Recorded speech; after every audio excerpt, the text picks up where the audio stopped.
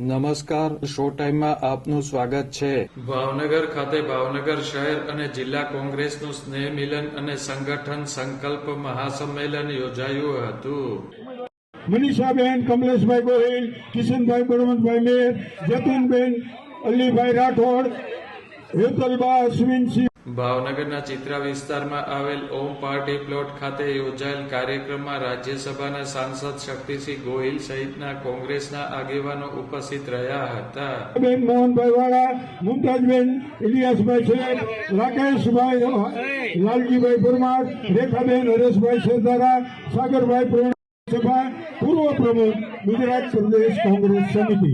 હું 1 થી 6 વોર્ડના ચૂંટણી લડેલા ઉમેદવારોના નામ બોલું છું. કાંતિભાઈ ભાવચંદભાઈ ગોહિલ, નીતાબેન રમેશ. ત્યારબાદ આમ આદમી પાર્ટીમાંથી જો કોંગ્રેસમાં પ્રવેશ મેળવવાના છે તેવા હંસાબેન ડોડિયા મેયર. આ કાર્યક્રમમાં શક્તિસિંહ ગોહિલે પ્રાસંગિક પ્રવચન કર્યું હતું. ઇતિહાસ જોવો તો પાંડવો દરેક બાજી હારતા હતા. ચોપાટ રમે, સામે કૌરવો, એક તરફ પાંડવો. દરેક દાવ પાંડવ હારે અને કૌરવ જીતે ત્યારે એક દિવસે